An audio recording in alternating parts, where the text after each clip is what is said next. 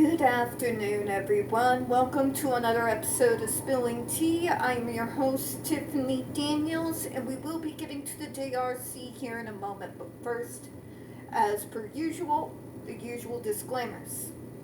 If you're unfamiliar with the Stop the Shots campaign or the campaign against the troubled teen industry, pertinent links are going to be right there in the description box.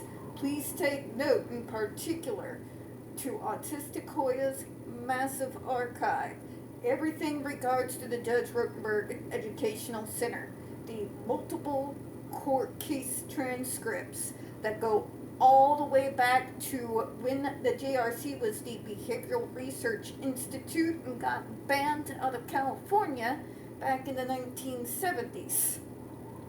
We have ER documentation regards to injuries received, not just from the GED machine itself, but from staff members. Just about everything you can think of, including, yes, even some of the testimonies from the Kool-Aid drinking parents who agree with the JRC's cruelty and what they have had to say for themselves over the last few years. So, if you ever want to get a look for yourself to see what these folks have been doing behind closed doors, I definitely recommend that link. We also have linked in there Neuroplastics article where they surveyed over 800 ABA professionals in regards to the Judge Rotenberg Educational Center's so-called behavior modification program. It's the same one that the JRC threatened to sue Neuroplastic over if they did not remove that article from their website. Neuroplastic refused, folks. You know the drill. Please read it. Share it on all your social media. And as always, we do have Neuroplastic's GoFundMe linked in there as well, because unlike the JRC, we unfortunately do not have access to all the Benjamins on planet Earth. If you can donate, I know they would appreciate it. If you can't, please share it. I know that would definitely help them out as well. Trigger warnings. Will be discussed places like the Judge Rotenberg Educational Center, Agape Boarding School, Tobin World, Kennecook Camp, Circle of Hope, and pretty much all the schools within that ilk, either for those of us who with developmental disabilities or the troubled teen centers that pretty much took their directives straight out of the JRC playbook. You're going to hear vivid descriptions of and catch clips or surveillance footage of people with mental health issues and disabled people being tortured and abused. If you got young children present, please utilize a headset. Also, this channel is marked not for kids for a reason. We do use profanity and speak on dark subjects. So if your child's 16 and younger and they are watching this, parental supervision is very much advised. I can't overemphasize how dark some of the things that we go over on this channel is. For any of you, if you do happen to be new due to reviewing some of the videos we've done within our Medicaid series, the Down the Rabbit Hole Anti-Vax Movement series, the new one we just started in regards to Social Security and Supplemental Security Income, any of that, you guys should know, when it comes to Tobin World, to JRC, to Agape, or Circle of Hope, these are some pretty potentially dark subjects when we go into exactly what's gone beyond closed doors. So please just kind of prepare yourselves for that. We do speak on a lot of the different trauma that has taken place at these types of schools, okay? Also, this is amateur hour, folks. And as more and more, pretty much all the programs that are used to assist those of us who are developmentally disabled, elderly, and otherwise, be able to stay into community-based housing and become active members within our own community, are getting removed from us unceremoniously in alphabetical order as I just received a heads up today that they are, according to ASAN, getting ready to take out $625 billion out of Medicaid. I have more subjects more than I have the time to cover everything and to make this platform look a little bit more professional. So I do apologize for that in advance, alright? Okay, so let's go off where we left the other evening.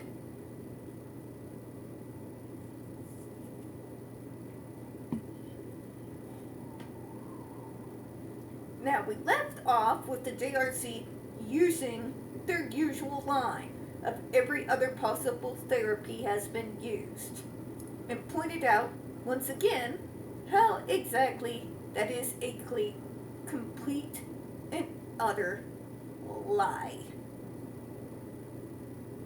Going from school to school to school is not going from therapy to different therapy to different therapy.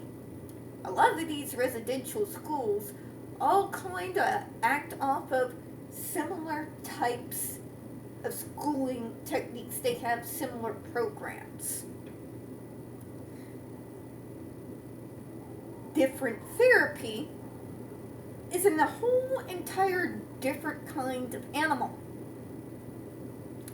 And as the JRC tends to do this thing where they literally just make claims while providing no evidence, no details, no nothing, then we would have to take their word for it. And considering they have been caught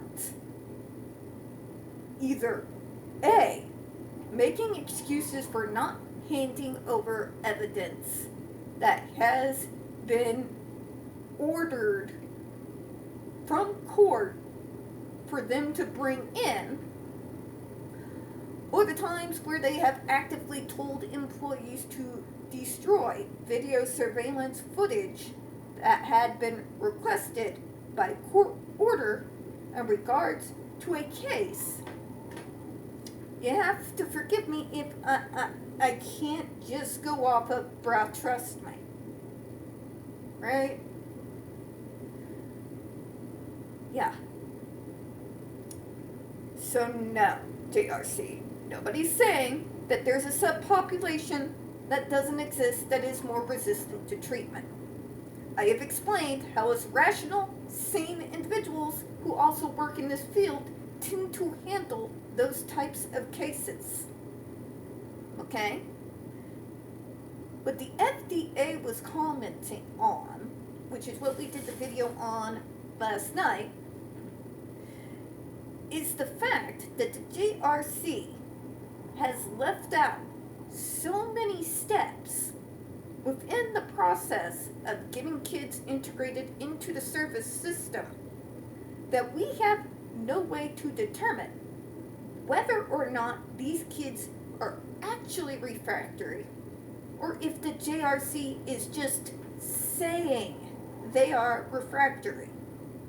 The JRC gives us no evidence to show that.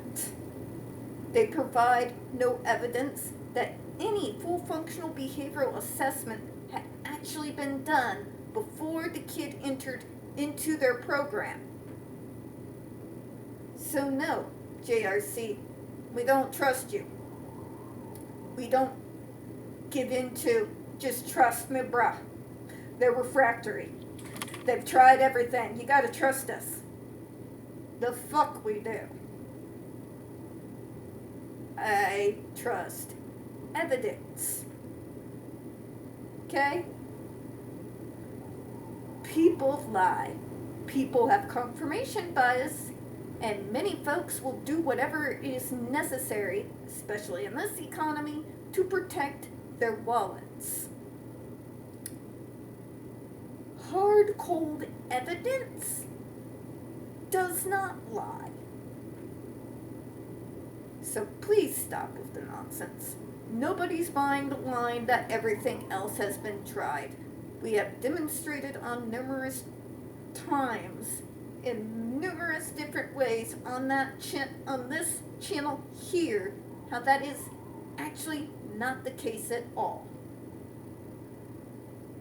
And I hate repeating myself. It's #1 pet peeve. So, now we're going to go ahead, now that we got you a little bit up to date here, we're going into the new paragraph. So,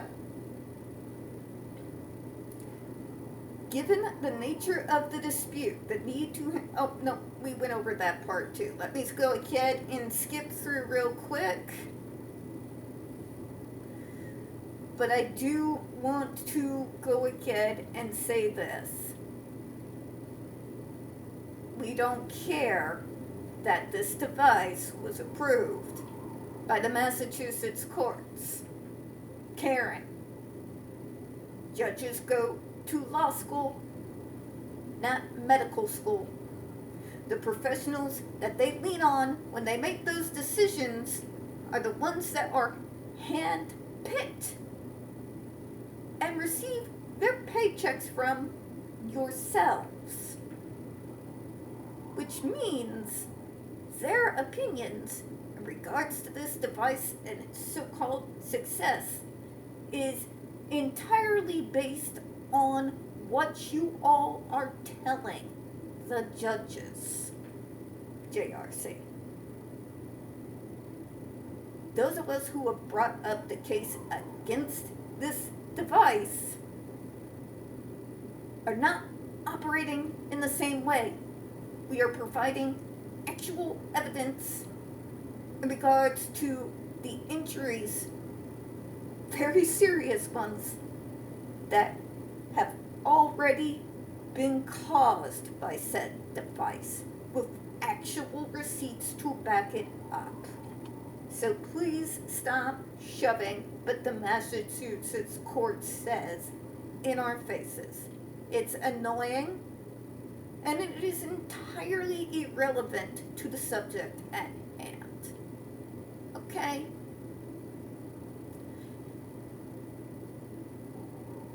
I'm sorry that you guys have this thing, but if you don't agree with us, then you're wrong and you're not being fairs. And we demand a hearing. You already had a hearing. We demand another hearing. Do you have any new information or evidence that backs up your claims? No, but you deserve nothing. JRC, you had your chance. You could not defend yourselves. There is no reason to spend another near decade going over all the exact same information again. It's a waste of time, resources, and, quit cutting down trees for the paper to type out your copy and paste nonsense. Alright? Okay. Apparently, I have to read it again anyways. An evidentiary hearing is the only truly effective way to resolve the myriad factual disputes at issue.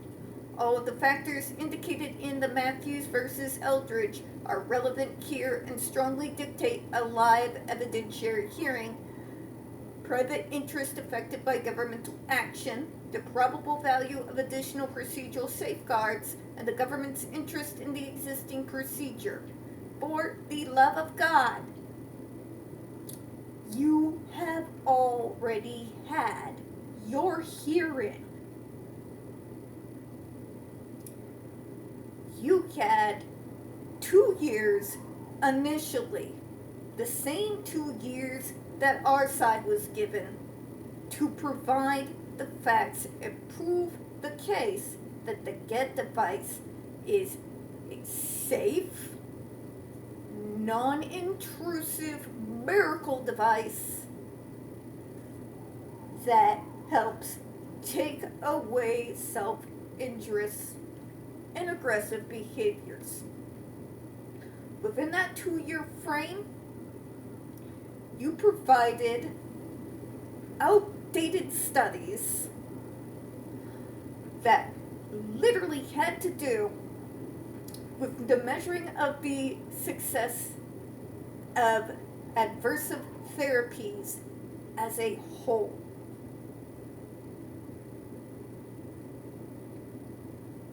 We're talking about studies done from the 60s to the 80s, when the device in question didn't even exist. It was a proclamation on the overriding idea of adversive therapies as a whole. They do not and cannot, given the subject matter, prove in any way, shape, or form that your device is completely safe, completely effective, and actually does give anyone better quality of life. Okay? The only thing linking those old clinical studies to your device is that we are talking about something that is adversive therapy. That's literally it. The references to adversive therapy in those clinical studies had to do with things with spanking, pinching, forcing hot sauce down an offender's throat for behaviors, taking a towel and wrapping it around the person's head and spraying them continuously with a water squirt bottle. You know, the gentler version of waterboarding.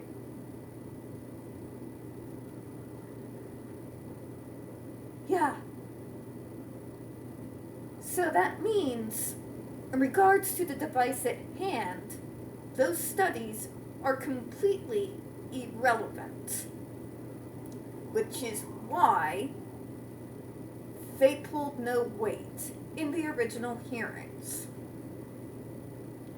The one study you did provide followed none of the normal controls used by literally everybody else inside the medical model. Nor can you add overall improvement to quality of life for evers in regards to any medical device or any therapy when you have no follow-up. Okay? You have nothing within that clinical study that indicates anywhere that the behaviors stayed gone 5 years off the device, 10 years off the device, 15, 20. Because that's how normal studies with the more medical mainstream treatment programs and residential programs actually have those controls. It shows the longevity. The doctors will reach back with the individuals that were participants in the original studies years and years and years down the road, because that is one of the best ways to not only measure the success of a particular treatment program, but also prove the longevity in regards to those positive results. Okay? You have had your hearing. Your so-called facts are not facts at all.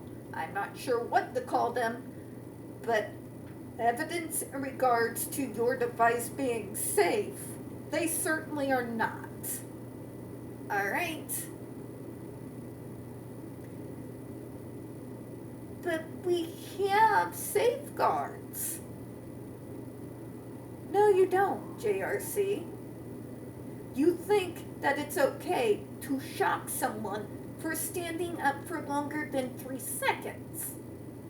Because if they stand up, well, they might get aggressive.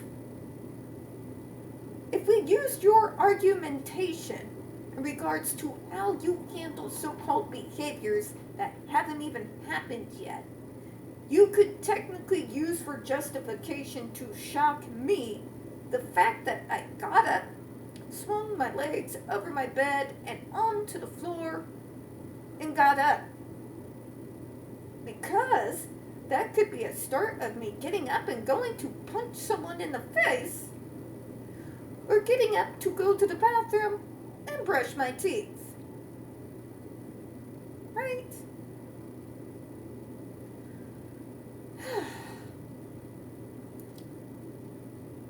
Alright, we're going to go ahead and complete the paragraph here, and then we're going to go ahead and close out for this one. As the DC Circuit has explained, an oral hearing provides a way to ensure accuracy when facts are in dispute, especially if credibility is an issue.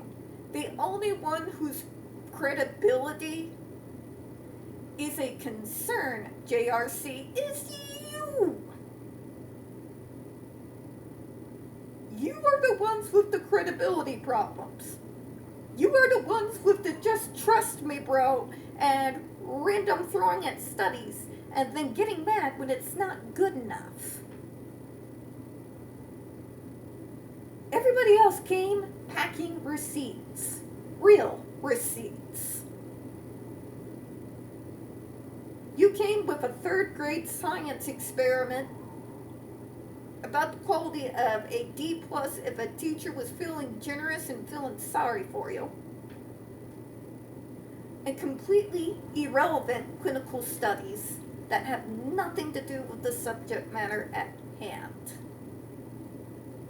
Okay, let's start there. There are no facts that are actually facts that are in dispute here. Your device has caused second and third degree burns. There are ER photographs of said injuries. There are video surveillance footage where we can actually see you causing those exact injuries. We have ER documentation of said injuries when students have been brought in to have those injuries treated. We've had the doctors who had came in and testified with their documentation to back it up that they told you on multiple occasions that a particular student needed to be removed off of that device, bare minimum 2 weeks to heal before you put it back on them. Those are facts. You don't dispute facts, you dispute people. Facts are cold, hard evidence. But the facts are, it stops then. Again, so does a punch to the face. A punch to a face right now would probably make me shut up and turn around and stop everything that I'm doing about half a second in shock before, being trained by not one but two Army veterans in regards to self-defense would kick in. Okay? That doesn't mean that anytime it looks like I might be having a meltdown, what needs to happen is someone comes in to punch me in the face.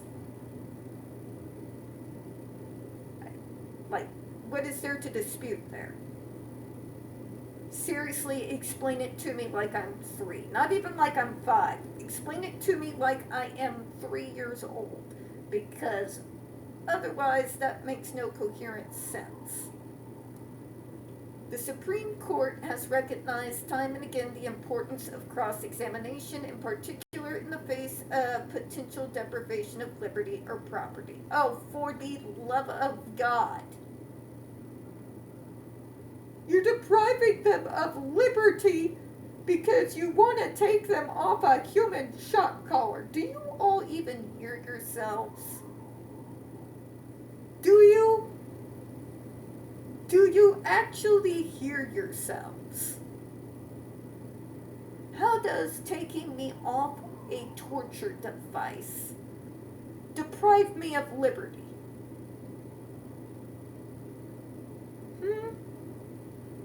How does that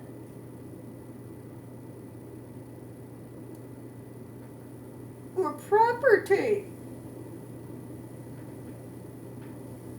You all should have really used a far better choice of words there, because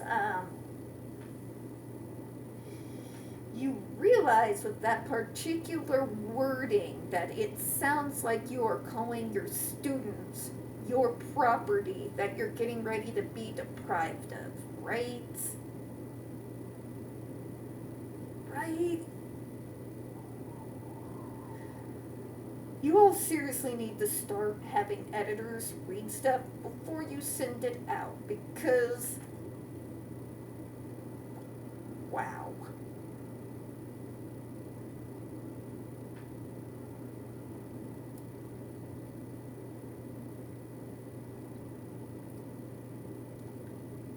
In regards to the DC Circuit Court, they did overturn the ban. Congress then gave the FDA the authority to go ahead and reinstitute the ban.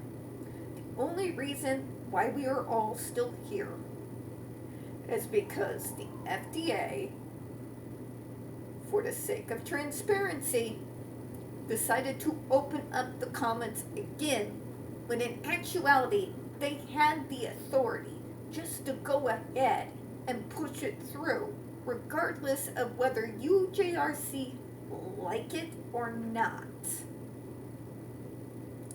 You've had your hearing. The cross-examination, and again, this is not a court case. That's number one. Okay? As much as I would dearly love someone to finally take you all to court and put you under a proper, full federal investigation in regards to the absolute and utter destruction of the human rights of the students that you house in your school. And afterwards, you're all getting locked in a supermax. Unfortunately, we do not live in that timeline. This is not a court case. This has to do with a medical device. Okay? You had your hearing. You had your time to bring your evidence. You could not prove your case because nobody could be able to defend this device. Okay? That's why you're floundering. That's why our site literally has all the hard, cold evidence. And you have, just trust me, bro, an outdated clinical studies that don't even really have anything to do with the subject matter at hand.